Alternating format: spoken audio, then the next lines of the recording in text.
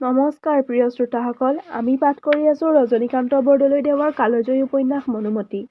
অসমত তৃতীয়বাৰ মানৰ আক্ৰমণৰ ঘটনালৈ লিখা বুৰঞ্জীমূলক উপন্যাস।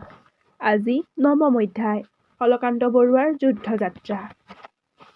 সেইদিনা সন্যাসীৰ সৈতে কথা বতৰা হৈ যোৱাৰ দুদিনৰ পিছত কলকান্ত বৰুৱাই দুপৰীয়া খাই বৈ উঠি তেওঁৰ মাৰৰ ঘৰতে খাট এখনত পাটি পাৰি বহি আছিল আৰু মনে মনে অলপ কিবা কিবি ভবা গুণা কৰিছিল। কিছুমান সময় এইদৰে গুণি ভাবি থাকি তেওঁ ঘৈণীয়েকক মাতিলে। বপাৰ মাক আছেনে? এইফালে এবাৰ আহাচোন। কলকান্ত বৰুৱাৰ এই কথাত তেওঁৰ ঘৈণীয়েক বিচিত্ৰী তামোলৰ বটাটোলৈ ওলাই আহিল আৰু হেঙুলীয়া মৰাপীৰা এখনৰ ওপৰত বহি তামোল কাটিবলৈ ধৰিলে। কলকান্ত বৰুৱাই ক'লে, বপাৰ মাক, মই কাইলৈ ২০০০ ৰণুৱালৈ গুৱাহাটীলৈ যাম। ঘৈণীয়েকে ক'লে, দেউতা, আপুনি মানৰ যুঁজলৈ নগ'লে নহয়নে? সৈন্য সামন্ত দি এজন মুখিয়াল মানুহক পঠাই দিলেও হয় দেখোন। আপুনিনো নিজে যাব লাগিছে কেলে? কলকান্ত, নহয় বপাৰ মাক, তুমি নুবুজিবা। মই এই যুঁজত পিছ পৰি থাকিলে মানুহে মোক ভয়াতুৰ আৰু কাপুৰুষ বুলিব। এই ৰণত মই নিজে যাব লাগিব। বিচিত্ৰী। কলকান্ত বৰুৱাৰ ঘৈণীয়েকৰ নাম বিচিত্ৰী বুলি আগেয়ে কোৱা হৈছে।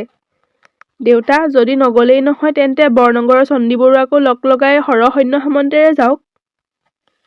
কলকান্ত, বপাৰ মাক, তুমি মোক সেই কথা নকবা।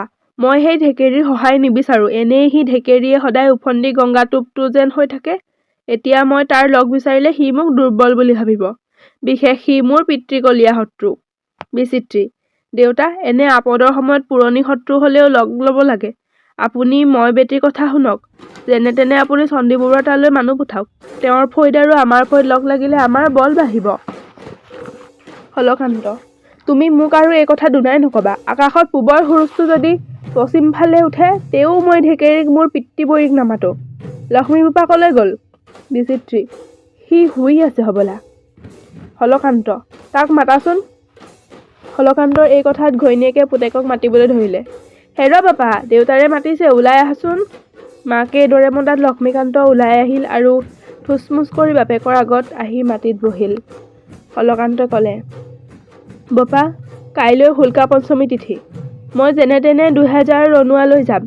তই ২০০০ ৰণুৱালৈ ইয়াতে ৩ দিন অপেক্ষা কৰিবি। মোৰ মনে এনে লাগিছে যে মই বৰফুকনক গৈ কিজানি লগ নেপাম। মান ভটিয়াই আহিব লাগিছে। যদি মান ভটিয়াই অহা বুলি বাটতে শুনো তেন্তে পৰাপক্ষত ময়ো উলটি আহিম। মই উলটি আহি নোপোৱালৈকে তই মানুহ দুনুহ লৈ বৰ সাৱধানে থাকিবি। ৩ দিনৰ ভিতৰত যদি আৰু বিশেষ বাতৰি একো নেপাওঁ তেন্তে তয়ো গাঁৱত মুঠতে ৫০০ মান ভাল হাঁহিয়াল ৰণুৱা থৈ বাকী ১৫০০ ৰণুৱালৈ চেংগাৰ বাটেৰে যাবি। যদি এই ৩ দিনৰ ভিতৰতে মান এইখিনি আহি পোৱা বুলি শুন তেন্তে তই মাৰকে ভনীয়েৰকে লৈ গোৱালপাৰাৰ কোম্পানী ৰাজ্যত সোমাবিগৈ। মোলৈ তহঁতে চিন্তা নকৰিবি। কলকান্ত বৰুৱাৰ এই কথাত তেওঁৰ ঘৈণীয়েকে ক'লে, দেউতা, আপোনাক এৰিনো আমি কেনেকৈ যাম? কলকান্ত, বপাৰ মাক, মোলৈ তোমালোকে মুঠেই চিন্তা নকৰিবা। মই যেনে তেনে ভালে কুশলে তোমালোকক কোম্পানীৰ ৰাজ্যত লগ ল'মগৈ।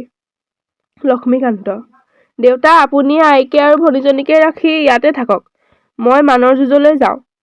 কলকান্ত, বপা, তোক মই অকলৈ মানৰ যুঁজলৈ যাব দিব নোৱাৰো। তই ইয়াত থাকিব লাগিব। মা নহা বুজি পালে চাবি যেন লৰালৰিকৈ নাও এখনত মাৰকে ভনীৰকে লৈ কোম্পানীৰ ৰাজ্য পাওঁ, এইটো মনত ৰাখিবি। লক্ষ্মীকান্ত, দেউতা, তেন্তে মই এতিয়াই ইফালে আইকে আৰু ভনীজনীকে কোম্পানীৰ ৰাজ্যত থৈ আহোঁগৈ। কলকান্ত, বপা, মাৰকে ভনীৰকে তাত এতিয়াই অকলে কেনেকৈ এৰিবি? আগে বৰফুকনৰনো কি হ'ল? মাননো যুঁজত জিকিলেই নে হাৰিলে এইটো চাব লাগে। লৰালৰিকৈ সকলো বয় বস্তু এৰি গ'লে এইখন ঘৰ বেয়া নহ'বনে? সেই দেখি অলপ দুদিন চাই চিন্তি গ'লেও হ'ব। লক্ষ্মীকান্ত, ভাল তেন্তে।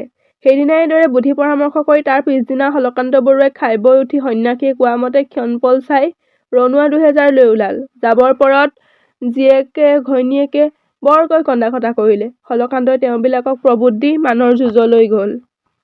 প্ৰিয় শ্ৰোতাসকল, ৯ম অধ্যায়ৰ সামৰণি ঘটিছে। আকৌ ১০ম অধ্যায়ত লগ পাম। তেতিয়ালৈ ধন্যবাদ।